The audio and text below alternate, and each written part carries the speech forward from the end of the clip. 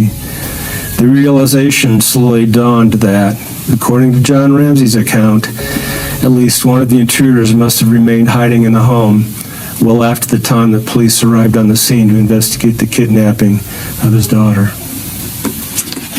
That brought me to a halt,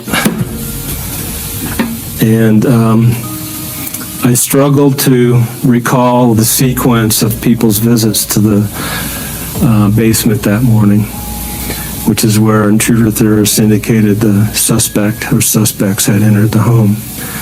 There were 4 people who had been through the basement that morning, included 2 police officers, Fleet White and John Ramsey. The condition of that train room led me to believe, based on the statements, that someone had remained in the home long after police arrived that morning. So the question was for me, how the heck did they get out with all those people there in the house that morning? It has been nearly 3 decades since 6-year-old JonBenét Ramsey was discovered dead in the basement of her family's home in Boulder, Colorado. A crime scene so meticulously staged that investigators chased the shadow of an intruder while the real answer lay hidden in plain sight. Tonight, we peel back the layers of deception in one of America's most baffling cold cases. We'll show you the broken window that no intruder ever passed through, the ransom note written on Patty Ramsey's own notepad, the DNA that cleared no one, and the flashlight that matched the fatal skull fracture almost too perfectly to ignore. By the end, you'll wonder why no one was ever ready to face the truth. But first, make sure you subscribe to the channel and share your own thoughts in the comments below. Let's begin.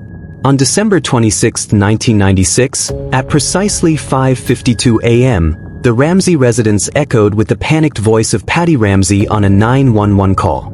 Her daughter, JonBenét, was missing. Even in her terror, something about Patty's words struck seasoned dispatchers as too composed, too rehearsed. She said, "We have a kidnapping, not, my daughter has been taken." She mentioned the ransom note before JonBenét herself. She did not utter the girl's name for a full 30 seconds, as if the note mattered more than the missing child. Almost immediately, Patty and John Ramsey lounged in separate rooms, speaking in low tones as though rehearsing lines.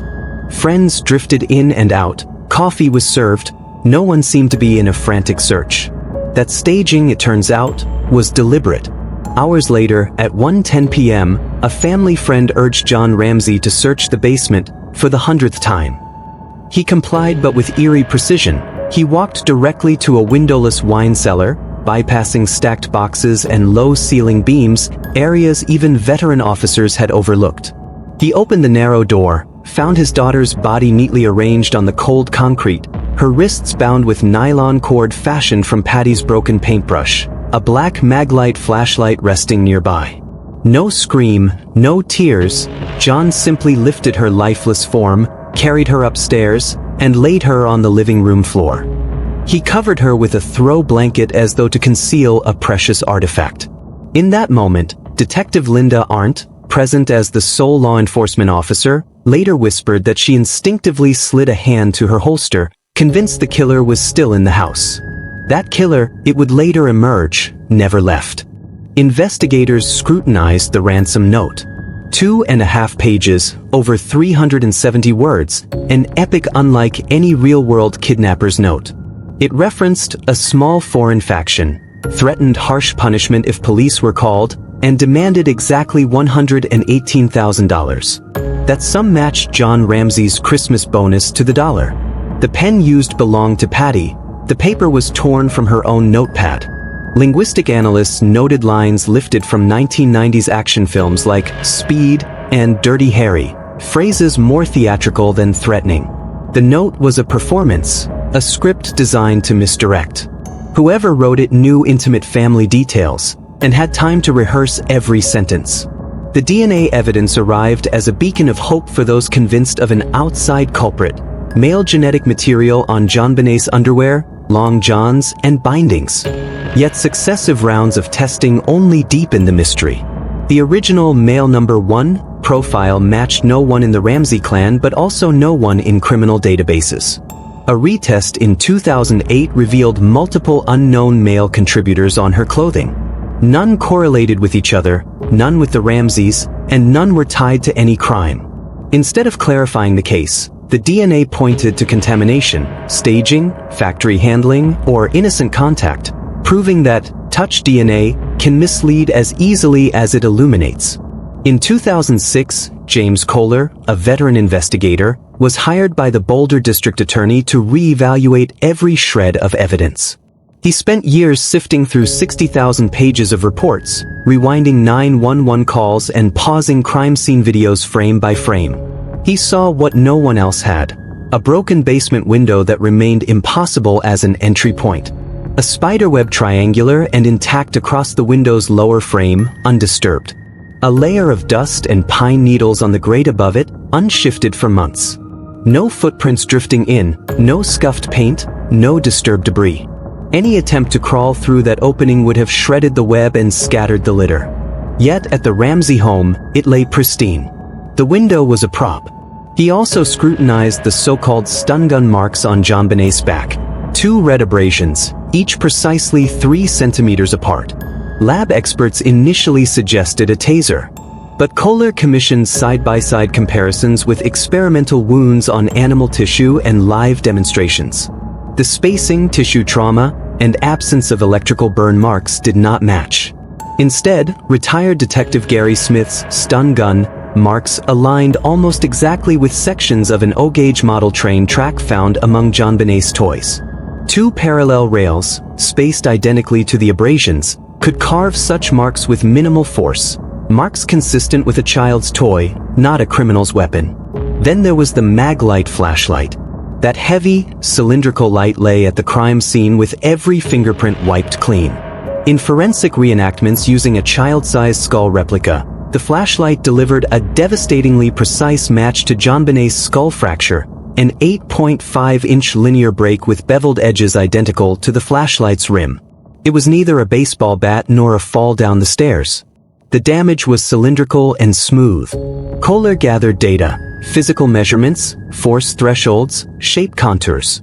He concluded only a smooth, round object, exactly a Maglite, could produce that injury. Suddenly the flashlight was not a random household item. It was the most likely fatal weapon. That flashlight belonged to the family. It sat in a kitchen drawer long before December 26th. No stranger had to smuggle it in. It simply needed to be forgotten. In the small hours, young Burke Ramsey, then 9, was known to have raided the refrigerator late at night, prompting Patty to serve pineapple and milk in a bowl on the dining room table. Autopsy records confirmed partially digested pineapple in JonBenét's stomach. The bowl bore fingerprints of Burke and Patty, yet both denied she had eaten so late. When police showed Burke the photo of that bowl in 1998, he paused, laughed nervously, and merely called it the dining room table, refusing to name the pineapple. His discomfort hinted at a secret too weighty for a child.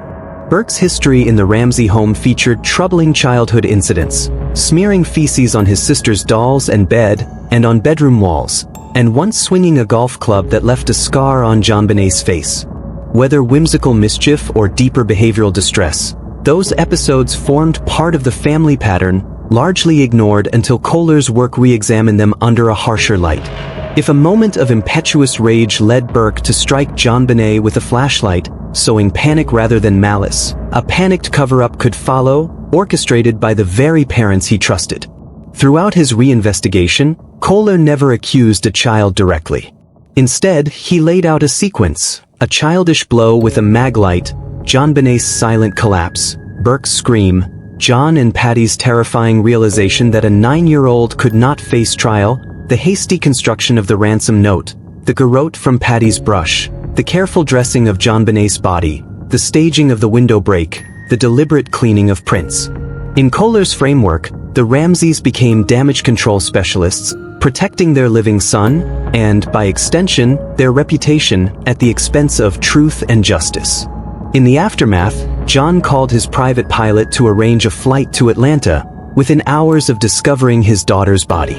He and Patty lawyered up immediately, hired separate defense teams, refused unmonitored interviews, and submitted to polygraphs arranged by their own counsel. The results were conflicting and inadmissible, yet headlines blared, "Ramsey's past lie detector, shifting public opinion." Meanwhile, key family friends moved to Atlanta alongside the Ramseys, fostering speculation of a wider network shielding the household circle from scrutiny. By 2008, District Attorney Mary Lacey declared the Ramseys officially exonerated based solely on that first male DNA profile, despite its low-copy nature, mixed contributors, and unverified chain of custody. Kohler denounced the move as premature and scientifically unsound. He campaigned to reconvene a grand jury, submitting new findings on the ransom note, the window, the DNA contradictions, but to no avail. Frustrated, he authored Foreign Faction, Who Really Kidnapped JonBenét, a meticulously documented 500-page reckoning that laid bare the inconsistencies no one wanted to face. The final, and most unsettling, conclusion: the case was never about an outside predator. It was about a family's desperate lengths to contain a tragic accident. A young boy's rash action, a child's toy weapon, a whirlwind of panic that led parents to craft a fiction more compelling than the messy truth. In the shadows of that basement, they buried not just JonBenét's body, but the reality of what happened. So, did James Kohler finally solve the JonBenét Ramsey case? He didn't produce a confession or a courtroom verdict. What he did was uncover a portrait far stranger, and more disturbing than any fiction, that the real crime may have been concealed behind the facade of a family tragedy. Now, we pose the question to you: does the evidence point to a tragic childhood accident covered up by terrified parents, or is there still room for an unseen intruder? Share your thoughts in the comments below, and don't forget to subscribe for more deep dives into the cases they don't want you to question. Justice for JonBenét demands that we keep asking the hardest questions, even when the truth is the last thing we want to hear.